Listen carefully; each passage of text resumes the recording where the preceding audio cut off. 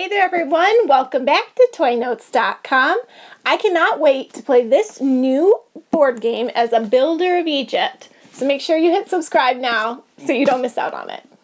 So like I said, this is the Imhotep game. It's a game for 2 to 4 players, kids 10 and up. And basically what you're doing is transporting yourself into ancient Egypt, and you are supposed to build these ancient Egyptian buildings like the ruins we see today, and do it before your competitors do. So opening up the box was easy. It was just shrink wrapped. Once that was removed, it was just like any other board game. You opened it. Inside I'm seeing quite a big book of instructions. Holy moly. And then all these pieces look like they kind of come out. So these all are going to come out of there. We've got all kinds of instruction pieces for the board game. Wow, this is pretty in-depth. I can see why it's 10 and up. It's a lot more in-depth than, typically with a board game, you just open the sucker and play it. It's pretty easy to figure out. But this is a little bit more complex than I was expecting. So these are garbage now that the pieces are out. So I'm going to drop those there. All right, so we've got some building bricks here, some cards for the statues, and some additional baggies. I'm going to guess that's because you divide out the blocks among the 2 to 4 players. And then I have this, but I don't know, is that the game board? Does it stay in the box or what? So guys, I'm going to have to read those instructions. So I'm going to have to pay a little bit bigger attention, because this is not going to be a game that you can just jump right in. This is several pages, so hopefully I can get through that pretty quickly, and then you guys can come along and the closer look and play with me. Alright, so before I start showing you the closer look on the Imhotep game, I'm going to preface it with, this game is not one of those that you just pull out of the box and start playing. There's a decent amount of detail that goes into the play of this game, so you're going to want to take some time to learn it. It's not really something that you take to the dinner party and open up and just everybody plays. So getting started, you guys saw that the unboxing was easy when we took the shrink wrap off and then just opened it up. But inside, I showed you this big box, or this big book of instructions. It's 2 to 4 players, 10 and up for the age range. And then as you can see, the instructions aren't just like a blip. It's front and back pages, several pages long. It just goes on forever. So I'm going to try to sum it up for you guys. There's a couple different variations of this game, so I'm just going to go through the basic variation first. Give you an idea of how it works, but bear with me because it is a little bit hard to just kind of explain in one sitting. So first of all, 2 to 4 players, you have 4 different colors of stones. These stones are basically your point equivalents and how you build in the game. So each person's going to have a different color stone, and then you set those kind of off to the side of the game in the stone quarry. So that's where you get your stones from. You also have main game board pieces. I'm going to set this over here. So you have obelisks. That's the B side. We'll just do the A side today. Obelisks, and the point of this one is you're going to build on your color block, and then you get X amount of points for how many blocks you have at the end of the game. Now, some of these boards you get points immediately, some are at the end of the game, and I'll try my best to show you guys each of that so you kind of get a good idea. So this is the burial chamber. Basically with this, you can build on this wall as well.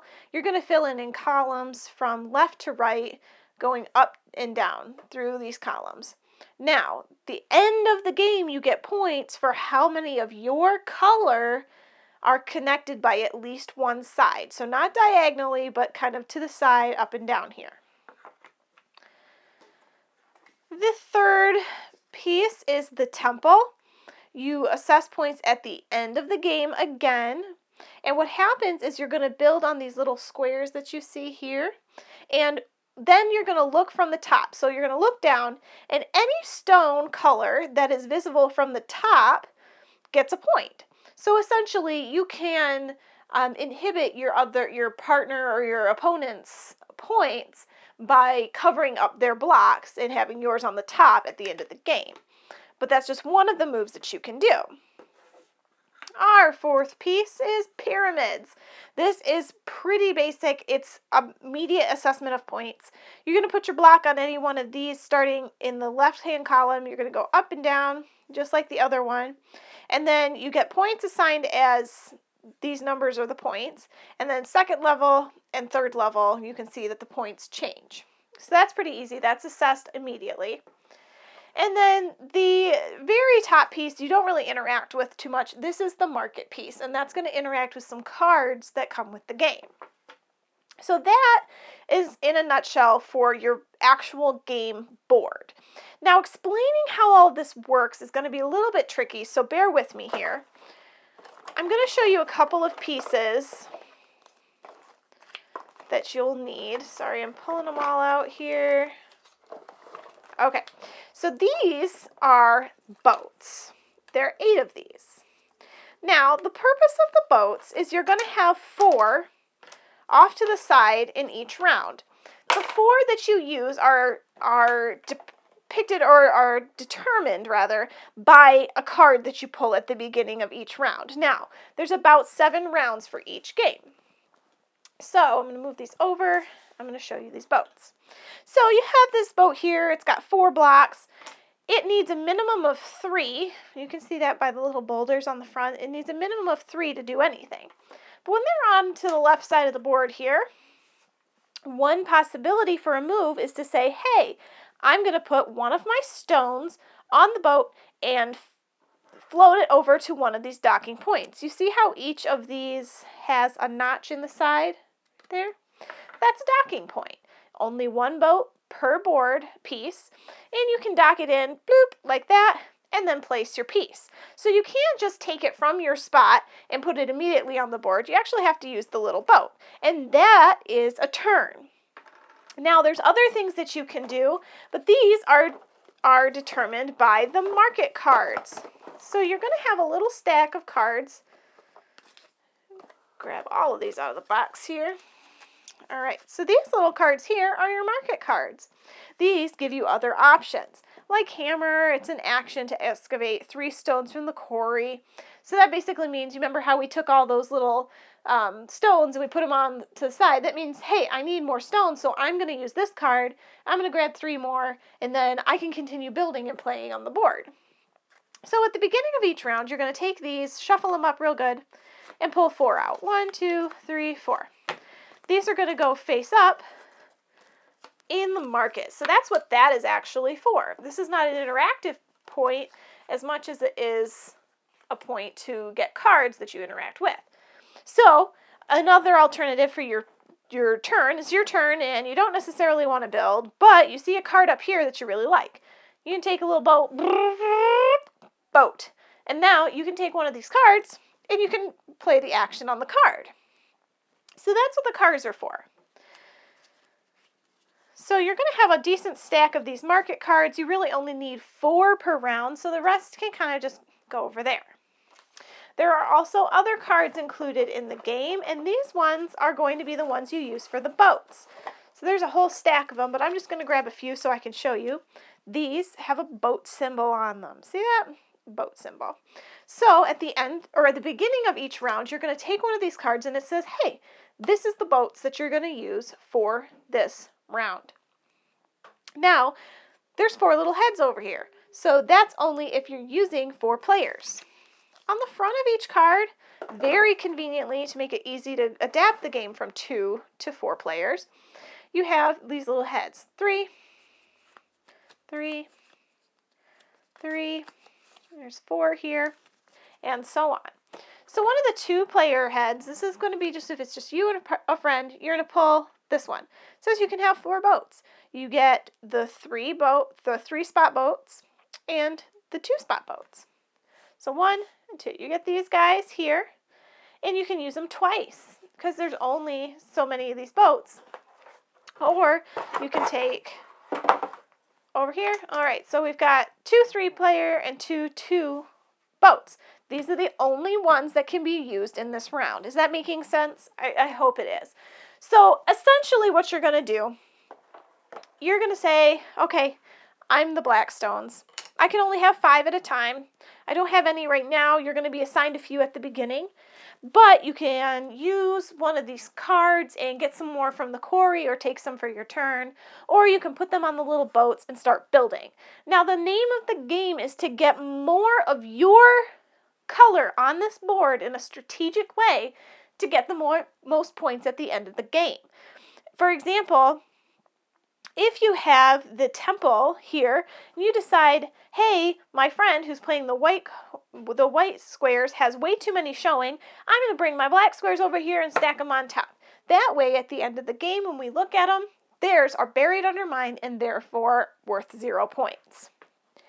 So I hope, guys, that this was a little bit helpful. You do have a scoreboard included. You start at 0 of 40 and you work up to 40.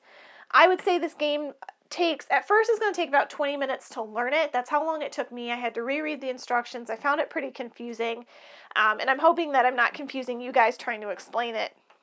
That was kind of the most broke down version I could give you, aside from reading the directions to you explicitly. So that's kind of a breakdown. It's a pretty fast-paced game. Once you get it, it makes sense, and it's pretty fun, actually. It only takes about 40 minutes to actually play once you have the gameplay in mind, but I would budget a good 20 minutes to sit down and actually learn how the rules work, because there are other, you have B-sides of all these, which will make it a little bit more difficult, and then you have another alternative way to play called Pharaoh's Wrath, where if you don't play on each of these 4, by the end of the game, you get points taken away, and so there's a lot of variations which will keep this game not only relevant, fun, and interesting, but it does add a little bit of strategy depending on how old the players are. Starting at 10, this is going to be a good game because it's strategy. It does take a little bit of time to learn, and you kind of have to think about it. It's not like Candyland or Go Fish. It's a little bit more in depth. So I would just plan on that if you go with this game. Otherwise, I can really see why people like it so much, and why it's gaining popularity, because it is different. You know, we've all played Monopoly and Sorry and Life, and we've played those games all and over, which they are classics, but it's kind of nice to have something a little bit different like this builder game, the Imhotep Builder of Egypt. Alrighty, guys, so that's it for me today with the Imhotep Builder of Egypt game. Some things I think right off the bat, I don't really like games that constrict me to 2 to 4 players, just because I generally play with big groups of people, and that's a little bit of a bummer if you can't expand it. Although you may be able to figure out a way to modify where you're on teams, but I'm not really sure. Given the context of the game when you guys are playing along, I'm not really sure how well that would work out. So unfortunately, you're going to be stuck to about 4 players max with this one. It took a little bit to kind of understand the game, but that's really just because it's very unique and it's a game all of its own. I give it 2 thumbs up because I'm always up for a great board game night. I loved doing that with my family growing up, but you get in kind of a rut the same games, and I like to see game makers bringing out some new ways to play that are just as engaging and fun. And this one was a bit of a brain teaser as well. So guys, if you can't get enough Toy Notes fun, or you want to see some of the other board games I've had the chance to play with, you'll have to check us out at toynotes.com. Make sure you give us a big thumbs up for today's video and click and subscribe. That way you are here for more Toy Notes playtime. And until next time, see you soon.